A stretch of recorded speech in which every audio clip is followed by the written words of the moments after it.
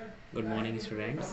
आज teaching of commerce BEd first year की कक्षा में श्रव्य सामग्री के बारे में आज चर्चा करेंगे। इससे पहले हम लोगों ने परंपरागत शिक्षण सामग्री पढ़ा था, उसके बाद हम लोगों ने दृश्य सामग्री पढ़ा था। आज हम लोग पढ़ेंगे श्रव्य सामग्री। तो श्रव्य सामग्री क्या है? ऐसे सामग्री जो शिक्षण जो वाणिज्य शिक्षण में काम में आए, इसके साथ साथ उसको केवल सुन सकें। तो ऐसी कौन सी सामग्री हो सकती है? जैसे हमारा रेडियो है या ऑडियो रिकॉर्डर हो गया, है ना, ऑटो रिकॉर्डर हो गया। ये चीज़ें जो हैं इनको हम केवल वो सुन सकते हैं, इन्हें देख नहीं सकते। तो आज हम रेडियो पर ही पहले चर्चा करें। तो रेडियो शिक्षा का नवीन अंग नहीं है, ये ध्यान रखिएगा। ये एक जॉर्ज वॉटसन महोदय ने बोला है कि रेडियो जो है वो शिक्षा का नवीन अंग नहीं है। रेडियो शिक्षा से श्रेष्ठ माने जाने वाली वस्तु भी नहीं है ना। और जो है रेडियो का, अब हम ये पूछेंगे कि वाणिज्य शिक्षण में रेडियो का क्या उपयोग है ना। तो इसमें जैसे कि सर्वप्रथम शिक्षक को रेडियो के शैक्षिक पाठों के विषय में साहित्य उपलब्ध कराया जाए, ठीक है। और उसी साहित्य के अकॉर्डिंग उसका जो है अध्ययन करे वो टीचर। फिर इस अध्ययन से जो सूचनाएं जो एकत्रित होंगी, उन सूचनाओं को अपने अभिलेखों में लिपिबद्ध करके उसका एक जो है पाठ योजना उसकी तैयार करें, ठीक है। फिर इसके बाद तदुपरांत शिक्षक छात्रों को प्रेरित करे कि वो उसे ध्यानपूर्वक रुचि से रेडियो को प्रसारण को सुने। जिस विषयों से संबंधित रेडियो प्रसारण होना है, रेडियो सेट का प्रबंध उसी विषय में उसी कक्ष में होना चाहिए। प्रसारण के समय जो है कक्षा हमारी कैसी होनी चाहिए? शांतिपूर्ण होनी चाहिए। कोई भी शोर, अनावश्यक शोर जो है वो उस कक्ष में नहीं आना चाहिए, वरना जो है प्रसारण के समय जब कहीं ना कहीं एकदम ज़रूर प्रभावित होगा उसका, है ना। और रेडियो प्रसारण सुनने के पश्चात उस जिस टॉपिक पर रेडियो को प्रसारण हुआ है, छात्रों से वाद विवाद करवाएं, है ना। वाद विवाद के अवसर भी उपलब्ध करवाएं, ताकि एक नया आयाम स्थापित हो, एक नई जानकारी निकल कर आए। अब हम बात करें रेडियो की जो है सामान्य उपयोगिता क्या है। रेडियो प्रसारण का महत्व जो है वो दूर दराज के क्षेत्रों के लिए अधिक सुविधापूर्ण है। शैक्षणिक सुविधाएं अति न्यून है इसमें।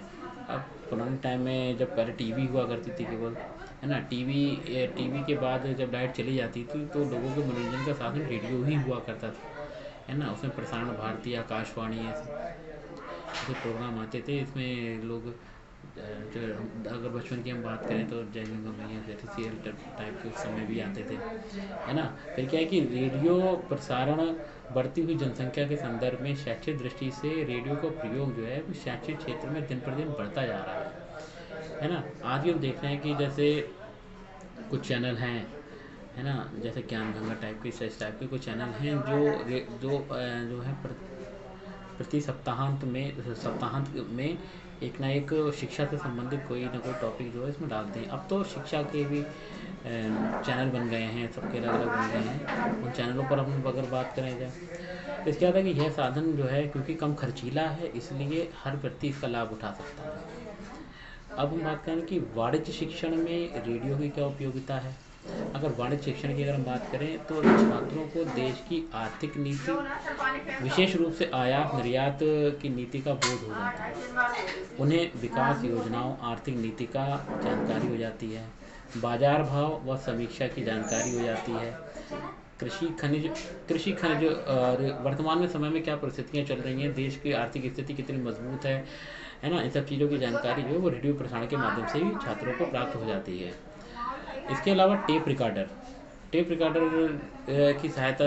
का प्रयोग जो है वो हमारी माइक्रो टीचिंग में सर्वाधिक है। मैंने आपको चूँकि बताया था, कक्षा में आपको बताया भी होगा कि माइक्रो टीचिंग का कॉन्सेप्ट जो है वो इसी तरीके से है कि जो हमारा पीयर है वो हमारे ऑब्जर्वेशन भी करेगा, साथ साथ जो टीचर पढ़ा रहा है उसकी आवाज़ को टेप रिकॉर्डर के माध्यम से उसको रिकॉर्ड कर लेगा, ताकि बाद में उसको सुनाए कि देखो हमारी टीचिंग में क्या क्या कमियां रही, ठीक। और इसके अलावा जो है आपका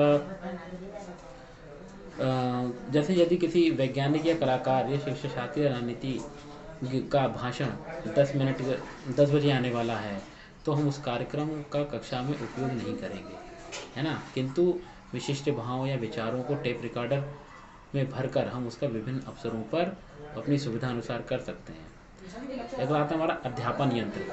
अध्यापन यंत्र भी क्या है, एक विद्युत यंत्र है ना, विद्युत शक्ति है। इसका संचालन एक छात्र करता है और एक बार में एक सामग्री जो है प्रस्तुत की जाती है, उसे वह पढ़ता है, उसे स्वयं उत्तर देना होता है और साथ ही तुरंत सही उत्तर उपलब्ध कराकर सशक्तिकरण भी किया जाता है।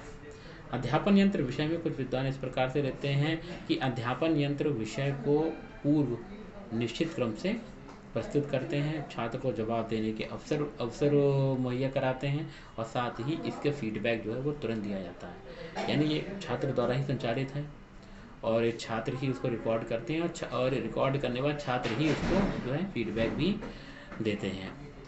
अब इसकी उपयोगिता क्या है? इसकी उपयोगिता क्या है? इसका संचालन एक ही व्यक्ति के हाथ में होता है, एक ही हाथ में बिजली से होता है।